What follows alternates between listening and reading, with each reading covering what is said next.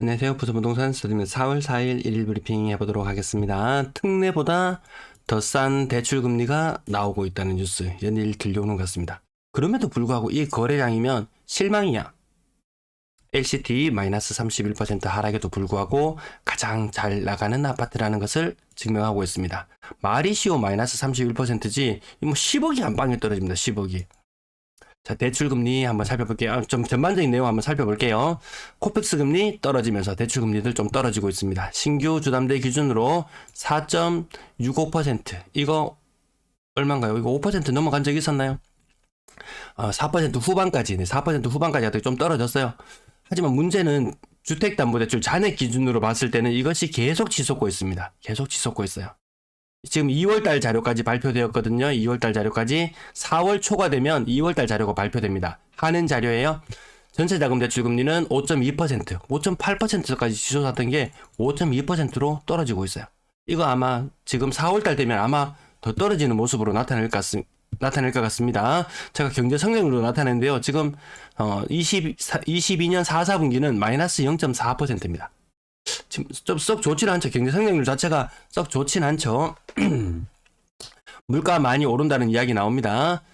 이 차트만 보면 참 태평성대 같습니다. 소비자 물가가 정점을 찍고 쭉 빠지는 느낌.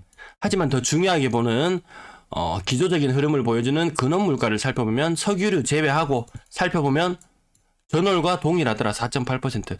석유 값이 많이 떨어졌었거든요. 이게 한 80불 정도 하던 것이 한때는 64불까지 떨어졌었어요. 근데 웬걸 오펙에서 감산한다는 이야기 나오고 다시 80불이에요. 그 말인즉슨 또 다시 이것이 올라갈 수 있다. 물가 부분이 다시 올라갈 수 있다라는 부분 한번 생각해 볼 필요는 있겠고요. 특례보금자리론 금리 대충 아마 대다수의 사람은 4% 금리 받을 거예요. 근데 시중금리가 3% 후반대 이런 것들이 막 나오니까 특례보다 더 매력적입니다.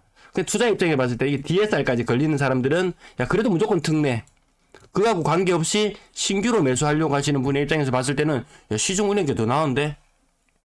그래서 야, 이렇게 좋은 상품들, 이렇게 금리가 낮은 상품이 있다면 왜 거래량은 폭발하지 않을까? 라는 부분도 한번 생각해 볼 필요는 있을 것 같아요. 원달러 환율 1310원. 터키 리라와 달러 환율 계속 치솟거든요. 나라 꼴이 말이 아니면 정말 이렇게 갑니다. 우리도 지금 뭔가 지금 대중무역 수지가 악화되고 있는 이런 상황, 대중무역 적자가 계속 커지고 있는 상황, 달러가 계속 빠져나가고 있는 이런 상황 몰라요. 그래서 저는 좀 우리 일본처럼 좀 안정적으로 좀 가자. 이런 느낌의 이야기를 종종 드렸던 것 같고요. 한은은 금리 동결을 꿈꾸고 있는 것 같고, 미국은 갑자기 오펙이 감산을 하면서 금리 인상을 할 수 있는 가능성은 커졌다 그러고, 지금보다 금리 격차가 더 커질지도 모르겠습니다. 왠지 동결할 것 같아요. 느낌이 쎄합니다. 동결하고 나서 또 환율 흐름 종종 한 번씩 살펴드릴게요. 전년도 무역수지 425억 달러. 우리 돈으로 요거 뭐 탓대고 한 50조 정도.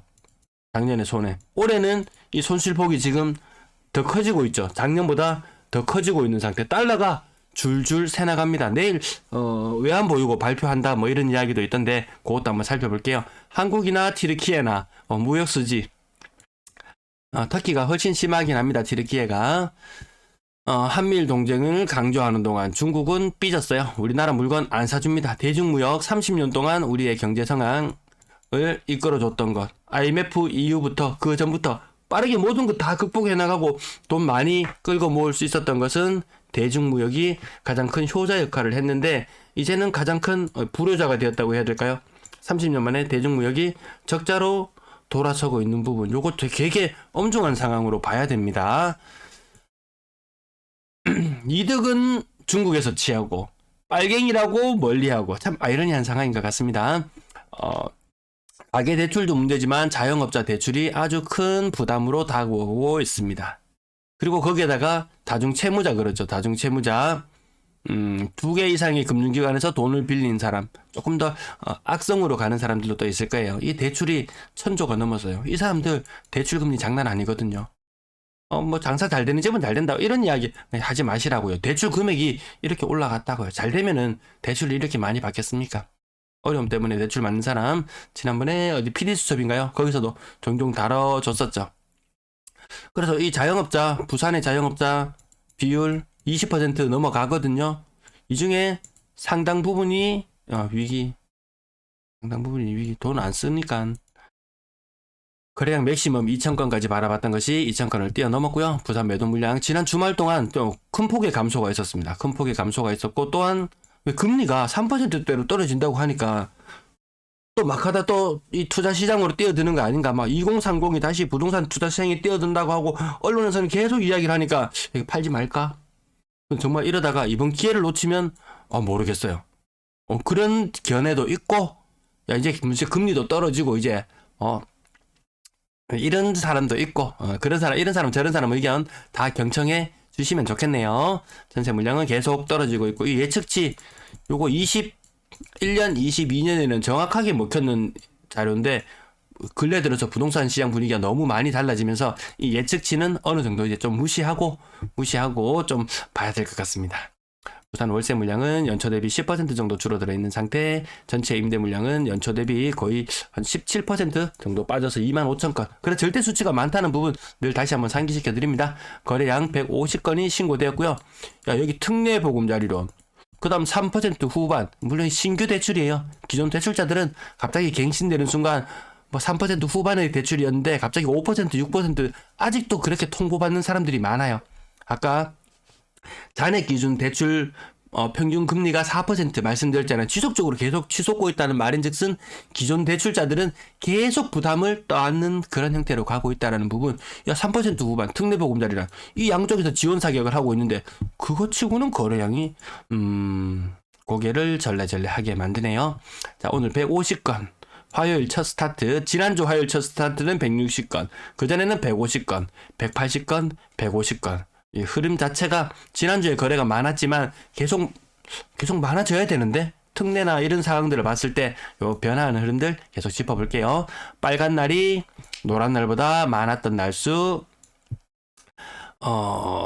아직까지는 그렇게 많이 눈에 띄지 않죠. 이 빨간색이 확 올라가야 됩니다, 위로. 그래야지 거래량이 확 살아난다고 느껴지실까요? LCT 38억까지 갔던 것이 26억 2천, 한 방에 10억이 떨어집니다. 오를 때도 한 방에 막 10억씩, 8억씩 막 오르는 거 보이죠? 오늘은 더샵 센트럴스타는 안 쳐다보고 LCT만 한번 볼게요. LCT 26억 2천에 7억 12층에 26억. 그 전에 작년 10월 달에 거래되었던 36억 8천 건, 요 두 가지를 놓고 비교해보면 10억 차이 나거든요. 그러면 요 2020년 한창 오르기 전에, 이때도 오르기 비싸긴 비쌌죠. 13억이던 것이 26억이 되었다. 곱하기 2배, 즉 100% 상승. 잘 나가는 아파트, 제일 잘 나가는 아파트는 가격이 조금 낮을 때 기준으로 100% 상승. 조금 그보다는 못하다고 시장이 판단하면 80%, 그거보다 시장이 더 못하다고 판단하면 60% 상승. 요런 모습들 중에 하나니까 아무튼 제목에 붙여봤듯이 LCT가 제일 잘 나가는 게 맞다. 네가 제일 잘 나가. 네. 삼익빛이 대형 평형은 계속 20% 정도 하락하는 모습으로 거래가 이뤄지고 있고요. 해운대 두산 이브더 제네시스 52평형 대형 평형 20% 정도. 신고가. 이 거래 공백들 한번 체크해 보세요. 대형 평형들 거래가 이렇게 많습니다. 돈 많은 사람들도 물건 파네요. 대형 평들 제끼고 국평 위주로 한번 살펴볼게요. 2022년 무엇이 급해서 2년도 못 채우고 팔았는지. 삼호가드멘션 근래 들어서 계속 거래가 많아졌습니다. 이것도 나중에 분담금 이야기 또 이런 거 또 속 시끄럽게 한번 하겠죠. 레미안 장전 8억 3천, 8억 조금 넘어가면서 중층 30% 정도. 대형 평형은 좀 건너뛰고 24평형 40% 정도 삼익빛이. 워낙 3억 이상 아파트 오늘 제가 다 차트에 다 담지도 못했어요. 지난주에 많을 때 60건이었는데 그거보다 더 많은 것 같았습니다. 60건보다 더 넘습니다. 전체 거래 절반을 넘어가는 게 3억 이상 아파트, 그 정도 느낌. 50% 정도 비율 정도 차지하고 있는 게 맞습니다. 경남 마리나 35%, 명륜자이 20%, 일광 신도시 비스타 동원 10%. 요거 대형 평형이고요. 국평 기준으로 보면 30%. 대연노스크스 레전드 30% 정도의 중층 6억 4천. 6억까지도 떨어지고 막 그거 왔다 갔다 하고 있었는데 금리가 너무 떨어지니까 사람들이 또 조금 꿈틀하는 것 같은데, 우리나라 상황 여러 가지 이 상황들 지켜보면은 좋은 게 좋은 거다라고 이야기하고 또 넘어가고 싶겠지만 좀 골문 곳이 좀 많아 보이긴 합니다. 동부올림픽타운 계속해서 거래, 저층은 40%, 거의 45% 네, 가까이 떨어진 것도 보이고요. 근래 21년식 아파트 비교하기가 좀 애매합니다. 고점이 25%, 부산 대연동 프로젝트 25% 정도, 이편의세상 동네 명장 20% 정도의 고층, 좀 급하게 사는 사람들이 조금 더 생겨나는 것 같습니다. LG메트로시티 103제곱미터 대형 평형 좀 빼고 소형 평형도 빼고 국평 일강 프로젝트 또 너무 신축이거나 대형이거나 소형이거나 네 빼고 2019년 입주했던 포레나 동네 맨날 이름 나오는 것만 나옵니다. 30% 이상 하락했는데 고층, 요게 좀 일반적인 모습 맞는 것 같죠? 30% 하락 고층, 30% 하락 고층. 이 공식을 벗어나는 것은 대형 평형이거나 소형 평형이거나 아니면 거래 공백이 길었거나 뭐 여러 가지들 제껴놓고 일단 가장 일반적인 모습, 우리 가장 표준적인 모습에서 예외적인 것들 조금씩만 살을 덧붙이면서 찾아보시면은 이 가격이 지금 시장 분위기에서 적정한지 아닌지 판단의 기준이 될 수 있을 것 같습니다. 비싼 아파트 너무 많이 거래되어서요. 앞부분 설명도 너무 길어져서 뒷부분은 조금 건너뛸게요. 건당 거래 대금은 아무튼 2월이 정점인 것, 여러 다른 광역시에서도 비슷하게 모양 나타나고 있고요. 3,000건 거래 빙하기까지 갈 수 있는 지역, 뭐 대전 하나 정도 꼽혔나요? 나머지 지역들은 아직까지는 아니다. 야, 규제 풀렸지, 금리 떨어졌지, 이제 뭘 더 해줘 이런 느낌이 듭니다. 근데 아까 금리 3% 후반대 받는 거, 이거 지금 신규 대출자만 요 혜택을 받는 수준이에요. 기존 대출자들 다시 이거 막 침을 꼴딱꼴딱 삼키면서 대환하려고 해도 아마 거의 대출 DSR 기준에 걸려서 원금 일부 상환돼야 되고 이런 문제. 이것도 여유 있는 사람들이나 선택지가 넓어지지, 이 여유가 없는 사람들은 이런 선택지마저도 가질 수 없는 분위기. 결국 투자 시장을 움직이는 것은 신규 주택 구입하는 그 수요보다 이 다주택자들이 움직여줘야 되는데 이 사람들이 움직일 수 있는 여건이 그렇게 많이 호전된 것은 아닌 것 같죠. 여기 3억 이상 미만 비중 나타냈고요. 6억 이상 거래량은 계속 괜찮은 상태. 이것만 보면 좋은데 이렇게 될까봐 이게 좀 무섭죠. 그래서 하반기 뭐 PF부터 시작해서 여러 가지 지금 위험성들을 계속 경고는 하고 있는데 정부에서 어떤 대책을 가지고 어떻게 할 건지는 모르겠어요. 다만 중국발 호재를 기다리고 있다. 중국발 리오프닝에 대한 호재를 기다리고 있다. 떡줄 놈은 생각도 안 하는데 김치국부터 마시는 모양처럼 이런 느낌이 들죠. 전세 거래량 179건 많았고요. 전세 거래량 어쨌든 2월의 정점 이후로 좀 떨어지는데 신고가도 좀 나오긴 하는데 여기는 최근 아파트들 신고가 조금 나오기도 해요. 왜 그러니 보니까 아까 전세자금 대출 금리 낮아지는 거 보였죠. 낮아지는 거 좀 보였습니다. 이런 것들에 따라서 전세금액 그전보다 약간 더 비싼 느낌. 하지만 매물이 모자라서 가격이 올라가는 형국은 아니잖아요. 금리에 따라서 지금은 매물은 충분한 상태이기 때문에 금리에 따라서 조금씩 요동치는 정도. 하지만 이 임대인들은 지금 다주택 임대인들을 시급합니다. 이 돈 돌려주기도 바쁜데 투자는 언감생심. 네, 그런 느낌도 좀 들 수 있을 것 같습니다. 전월세 비중 보고요. 나머지도 가볍게 지나가겠습니다. 앞부분이 내용이 길어져서요. 월세 거래는 계속 괜찮은 상태. 월세 가격 무한정 오르지 않는다는 부분 계속 짚어드리고, 부산 임대 거래량 지금 전년 동호를 뛰어넘었어요. 2월달 무척이나 좋았다. 네, 시청 감사합니다.